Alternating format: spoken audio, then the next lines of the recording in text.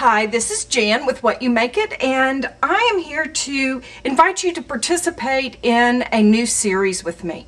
This is going to be a series of projects, I don't know how many, focusing around fall, Thanksgiving, gratitude, just all kinds of projects. So the supplies that you're going to need to make these cards really is just some simple fall image. I'm using this maple leaf. It's by Hero Arts. It's a cling stamp.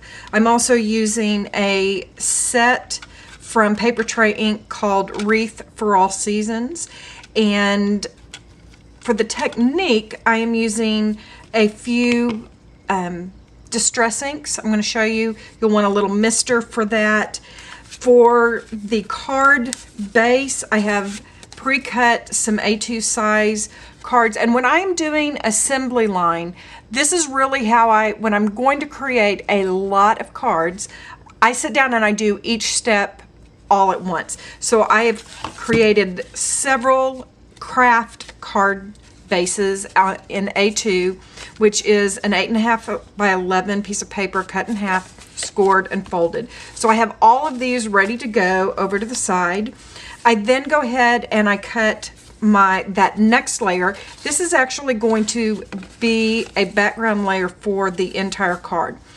I am using a Tim Holtz Sizzix texture fade from Sizzix, and it kind of looks like a chicken coop. Good fall image, goes with my fall images. And I cut all of my card bases 8.5 by 11 cut in quarters, and then I go and I do all of my embossing at once. I put them in the folder and put them through. They're all done. And then I have cut my topper that I'm going to stamp my focal. This is cut at 3 3/4 by 5 inches. 3 3/4 by 5 inches. And then I wanted to do some stitching around the edge because, again, these are going to be really quick cards. I'm not going to put a lot of detail into it, so that little extra detail. But you could do the same thing by taking a pen and a ruler and doing some lines. You could do some fake stitching. You don't even have to do it. You could edge it with some ink. So whatever supplies you have, just kind of gather them together, get them ready to go. For the leaf, I think I'm going to start with some wild honey. And this, to get this watercolor image, we're going to start with our lightest ink and put it all over the surface of our stamp. And when I'm doing this type of technique, I turn the stamp over on its back and just make sure I get really good coverage. That's wild honey. And I think I'm going to add a little spiced marmalade. And sometimes when you're doing direct to the stamp with your stamp pad, you'll get lines and that sort of thing, but because we're going to make this a little watery, we don't have to worry so much about that. But if you're adding multiple inks so that we get some blending, which is what we're doing, then always start with your lightest, go to your darkest, and it will not cause any problem with your stamp pad. So I'm going to do just a little bit. This is aged mahogany on the edge here. I'm going to move this out of the way, and I'm actually going to put something down so that I can spray here without getting my surface. I'm going to take my mini mister, but you could take any spray bottle, and you want to give it 2 or 3 really good sprays so you can see that it's pretty moist and juicy. Then we're going to take this, and I want to put it at a little bit of an angle. I give it a moment for those colors to blend together. Give it a really good press, and then lift it up. Isn't that pretty? Let me get that up where you can see. It's a beautiful image. Okay, so let's quickly stamp our welcome fall on here. And I think I'm going to go in with some Rusty Hinge for the welcome. And you can put whatever sentiment. Let me move that up where you can see it. Sometimes don't.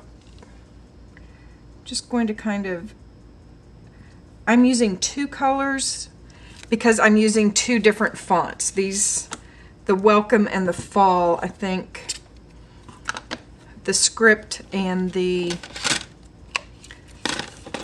sans serif typeface look really nice together. So I'm going to use some frayed burlap for the Fall, kind of tying in the brown. There we go. And on this one, I just tied a little twine through the button and stuck the button down there. And I'm not going to take your time to do that, but I am going to show you one other thing that I did to this to make this background pop. So one little detail that you can do that will really set your card off is very easy and simple, and that is, let's do a little bit of distressing on this, the background piece. Now you can see that there's not much of it showing, so you don't have to worry a lot about it. And this you don't need to be really very precise with. I'm just going to take the ink pad, and because we have a really good impression here, if I keep it flat as I run the ink pad over it, it's only going to hit those high spots, and I'm just going around the edges. And then because I like a little bit of definition to the edge, I'm taking it and just running it along the edge there. The final thing I'm going to do here is I'm going to take, sorry, I don't have a hole punch that will reach all the way up there, so I'm using my crocodile, but I'm setting it on the smallest setting. Let's see if I can turn it there where you can see. And just here at the base of the wreath, I'm going to put 2 little holes because I want to add just a little bit of ribbon. And to make that work, I cut my ribbon at an angle, so it'll go through, pull it through,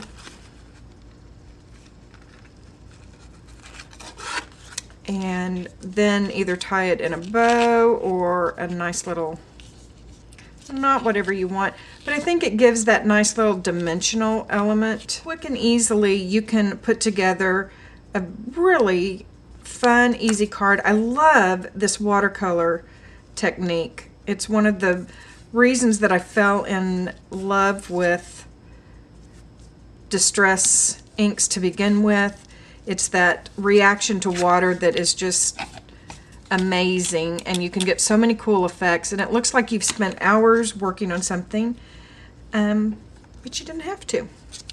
So I hope that these ideas will get you thinking about what some of your fall projects might be, and I'll be back to share another fall or Thanksgiving project with you soon. In the meantime, know that I am very grateful for you all. I am blessed to get to share art with you, and I can't wait to see what you do. Hope you'll link me back to some of the projects that you make. Have a great week. I'll talk to you later. Bye.